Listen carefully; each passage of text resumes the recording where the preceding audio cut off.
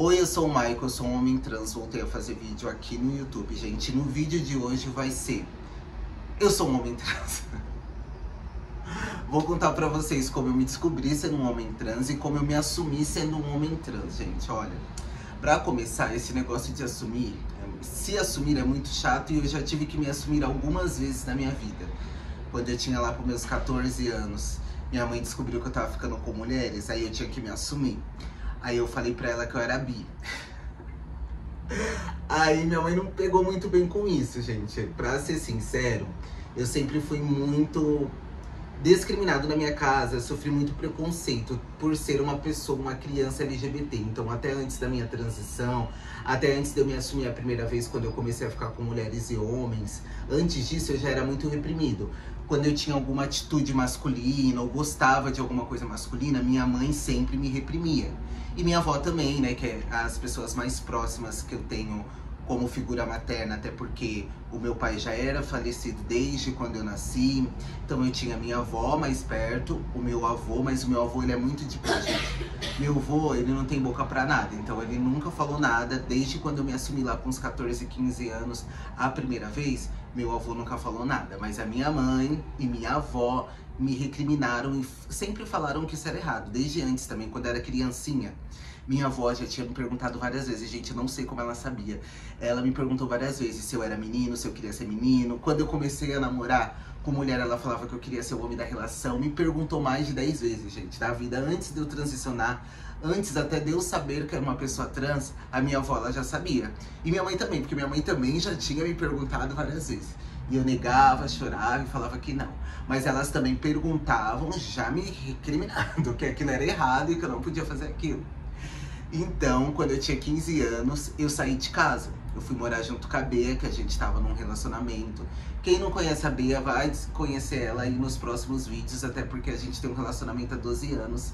Então ela faz parte da minha vida, da minha história. E quando a gente começou a namorar, eu ainda não tinha transicionado. A gente só ficou namorando uns 7 meses, ou até menos, gente. A gente já foi morar juntos e eu tinha 15 anos. A gente começou a morar juntos. Quando eu fui morar com a Bea, a primeira coisa que eu fiz foi mudar todo o meu visual. Porque a Bea deixava. Ao contrário da minha mãe e da minha avó que ficava me incriminando lá, falando que o que eu tava fazendo era errado, a Bea sempre me apoiou. Então, quando eu fui morar com ela, eu mudei toda a minha vestimenta. Eu só vivia de bofinha, de cueca, assim. E vida que segue. A Bea não se importava com isso. Só que como eu morava na mesma rua que minha mãe, a minha mãe se importava com isso. Minha mãe não deixava, ela ia lá em casa, batia em mim, me xingava, acabava com a minha vida. Mas aí foi passando, gente. Até porque mesmo quando eu ia lá e performava a feminilidade um tempo, depois eu ficava, me dava um negócio, disforia, né? Aí eu ia lá e trocava tudo de novo. Eu fiquei assim durante bastante tempo da minha vida, gente, uns 10 anos.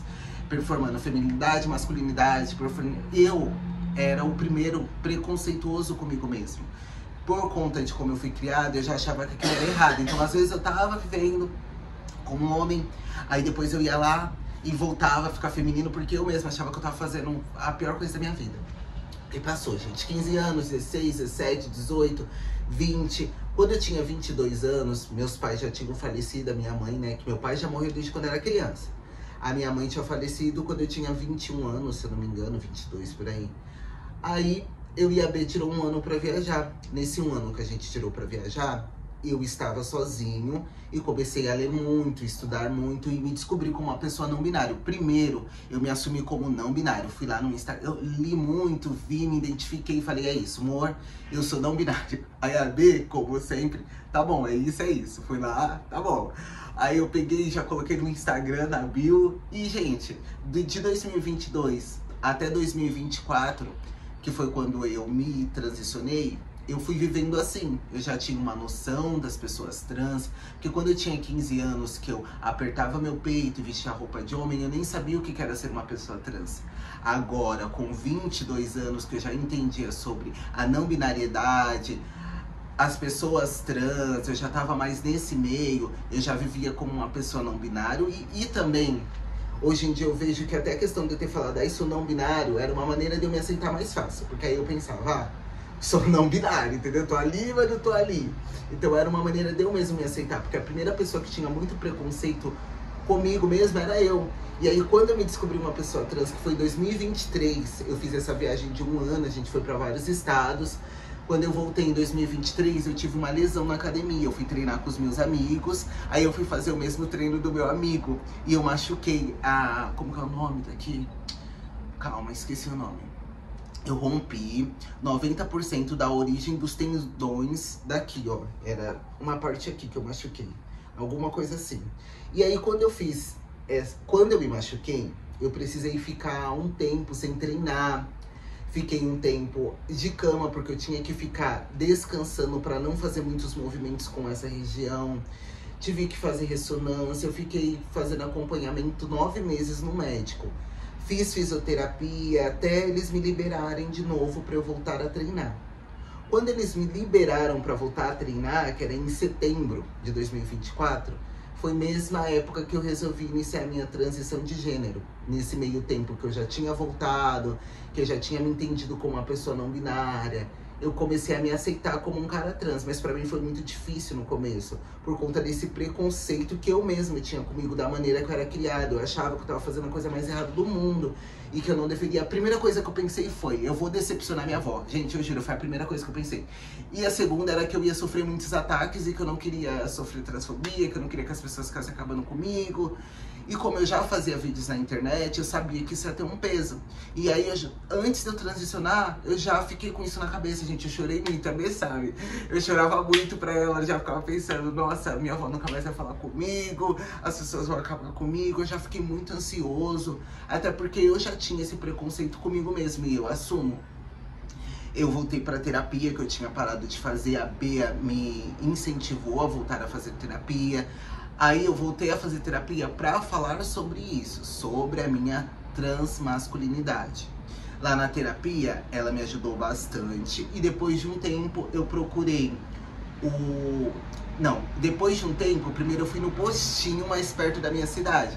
Porque aí, como eu iria fazer a transição de gênero, eu já tinha me aceitado que eu iria fazer a transição de gênero, eu queria hormonizar. Então, pra hormonizar, você tem que passar no médico. Aí eu fui no postinho mais perto da minha casa, que era na rua da minha casa. Expliquei a situação.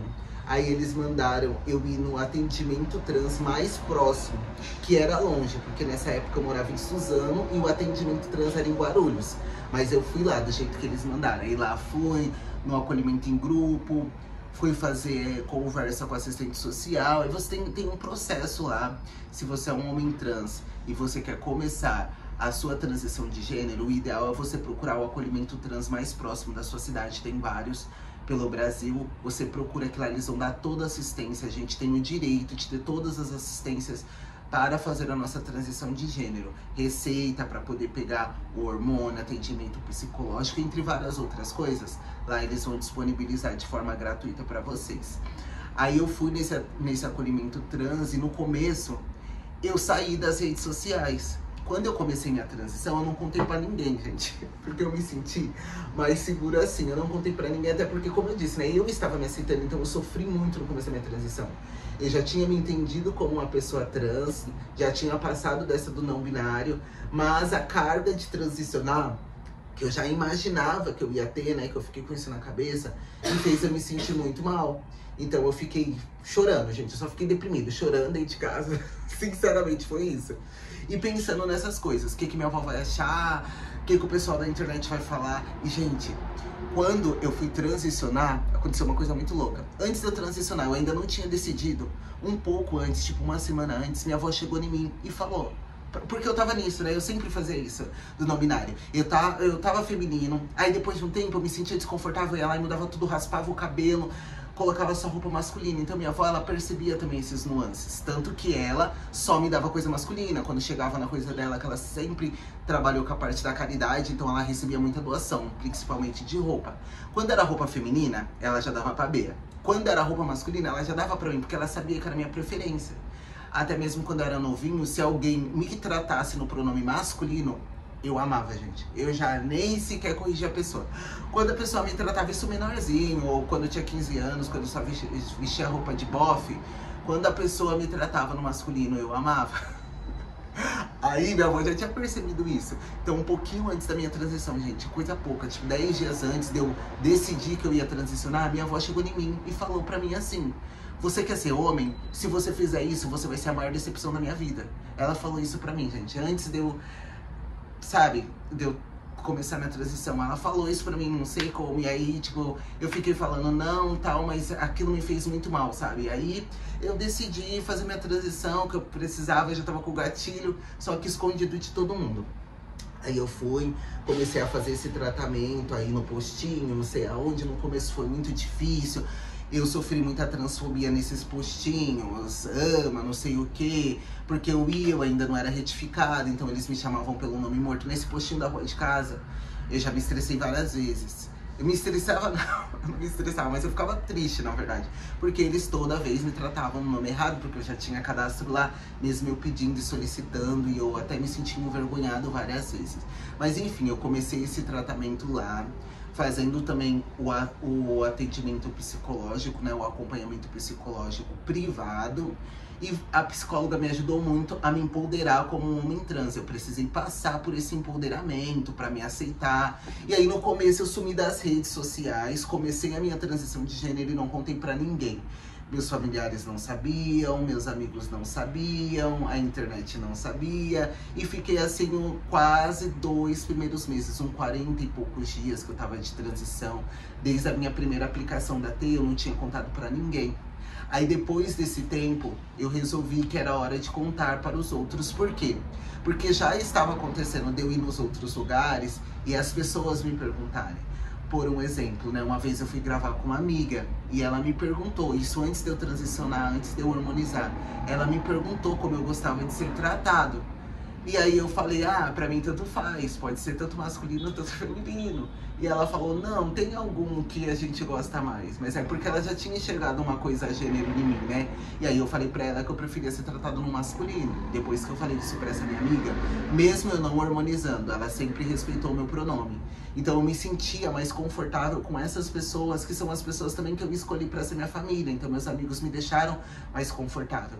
Uma outra vez, uma amiga minha tava me chamando pra ir na casa dela, me chamando. E eu não tava indo por conta da transição. Só que ela e o marido dela, eles eram muito legais. Eu falei, eu vou ir lá.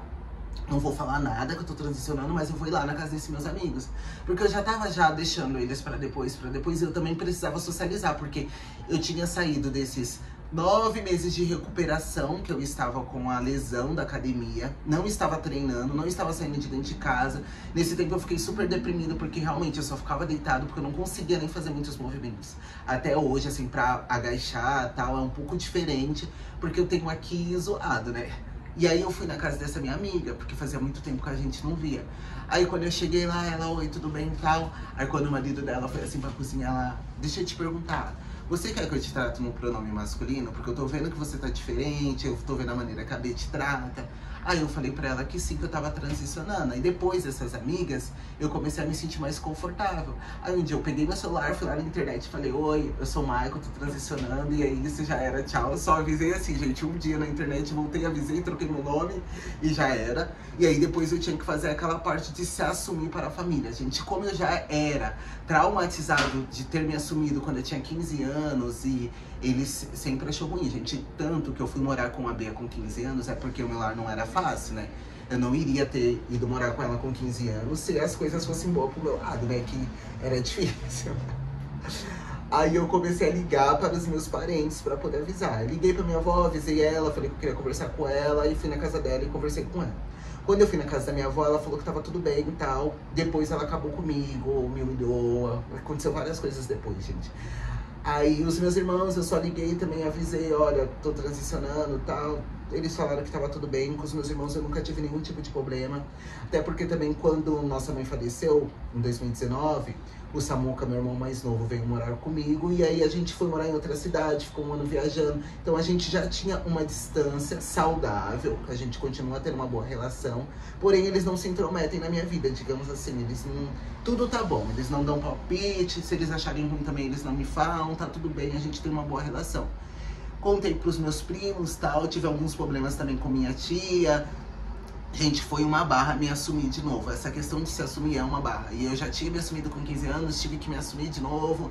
Aí eu fui, só contei pra todo mundo. Só que dessa vez, como eu já era mais maduro, eu já sou um cara casado, eu já sou um cara adulto, né? Não é como quando eu tinha 15 anos. Então eu só fiquei no meu canto.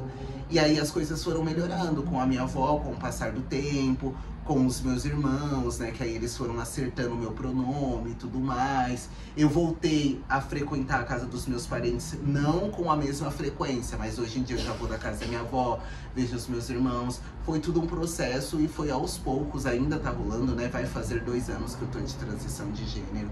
Mas basicamente foi assim que eu me descobri um cara trans. E basicamente foi assim que eu me assumi, gente. Para os meus amigos, eles souberam a maioria pela internet. Tem gente que tá ainda descobrindo até hoje que eu transicionei. Para os meus familiares eu só liguei e depois eu fui conversando e tal. E fui passando. E pra minha mulher, né, como eu moro com ela, ela também, depois que eu falei que eu queria transicionar, ela falou que já tinha visto. Gente, tem os sinais, né? Os sinais, como eu disse, desde pequeno já tinha os sinais de eu gostar mais de coisa masculina. Isso é uma história pra outro vídeo.